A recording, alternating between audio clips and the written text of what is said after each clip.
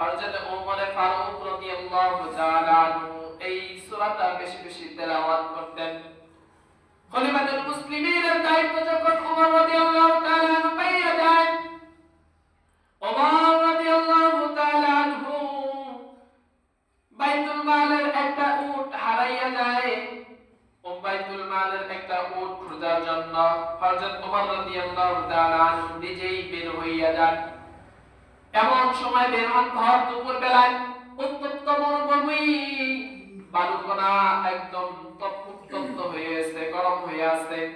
হযরত উসমান রাদিয়াল্লাহু তাআলা আনহু সাক্ষাৎ, উসমান রাদিয়াল্লাহু তাআলা আনহু ডাকেন, খলিফাতুল মুসলিমিন, আপনি এই ভর দুপুর বেলায় উত্তপ্ত গরমের সময় আপনি কি খুঁজতে বের হয়েছেন? আপনাকে দেখে মনে হয় এমন একটা মূল্যবান জিনিস হারিয়ে গেছে, কি হয়েছে আপনার?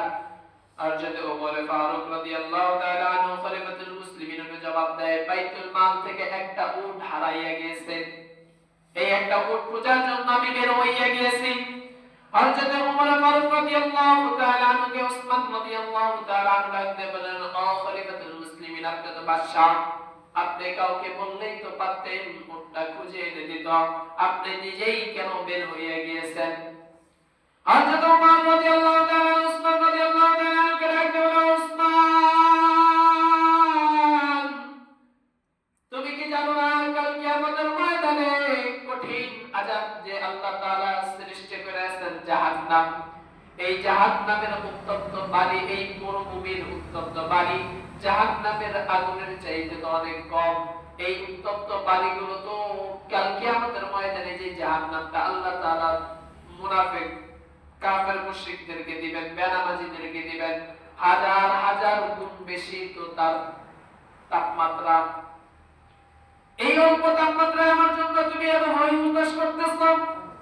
কিয়ামতের ময়দানে যদি আল্লাহ তাআলা আমাকে ধরে বসে, এই ওমর, বাইতুল মাল থেকে একটা উট হারাইয়া গিয়েছিল, তুমি এই উটটা খুঁজলা না কেন? এর জন্য যদি আল্লাহ তাআলার কাঠগড়ায় আমাকে দাঁড়াইতে হয়, আমি কি জবাব দেব? এই সামান্য গরমে যদি আমি এত হতাশ হইয়া যাই, জাহান্নামের আগুন আমি কিভাবে সহ্য করব? জাহান্নামের আগুন আমি কিভাবে সহ্য করব?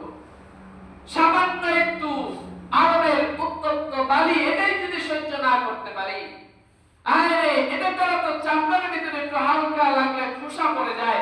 দুনিয়ার আগুন, এই আগুনটা মানুষের জন্য উপকারী এবং অউপকারী হয়, কিন্তু দুনিয়ার আগুনটা মানুষকে বেশি উপকার দেয়।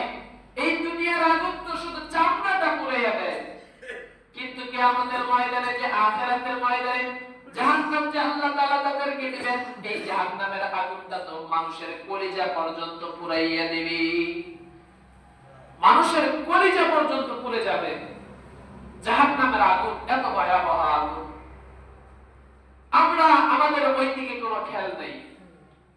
যেই কথা বলতেছিলাম, হযরত ওমর ফারুক রাদিয়াল্লাহু তাআলা আনহু প্রতিদিন আসরের নামাজের পরে সূরাতুন নাবা তেলাওয়াত করতেন, সূরাতুন নাবা তেলাওয়াত করতেন। মাঝে মাঝে এগুলি, এই নাবা, এই সূরা আয়াতগুলো আসলে, ইন্না জাহান্নামা কানাত মিরসাদা লিত-তাগিন মাআবা লাবিসিনা ফিহা আহকাবা, এই আয়াতগুলো, জাহান্নামের আয়াতগুলো যখন তিনি তেলাওয়াত করতেন, মাঝে মাঝে এমন ভাবে বেহুশ হয়ে যাইতেন, একদিন, দুই দিন, তিন দিন পর তিনি এমন ভয়ে থরথর করে কাঁপতে থাকতেন।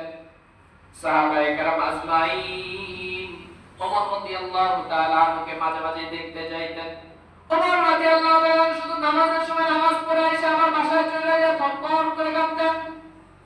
সাহাবায়ে কেরাম আজমাইন ওমর রাদিয়াল্লাহু তাআলা আনহুকে দেখতে যাইতেন, আর বলতেন, ও খলিফাতুল মুসলিমিন, কি হয়েছে আপনার? তার বিবি জবাব দেয়, ও আল্লাহর রাসূলের সাহাবীগণ, ওমর রাদিয়াল্লাহু তাআলা আনহু মাঝে মাঝে সূরাতুন নাবা তেলাওয়াত করেন আসরের পরে।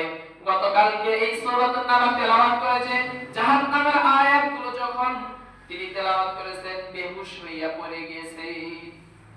কত কঠিন জাহান্নামের আগুন, আমাদের ওদিকে কোনো খেয়াল নাই। আমরা শুধু আছি আমাদের এই দুনিয়া নিয়ে।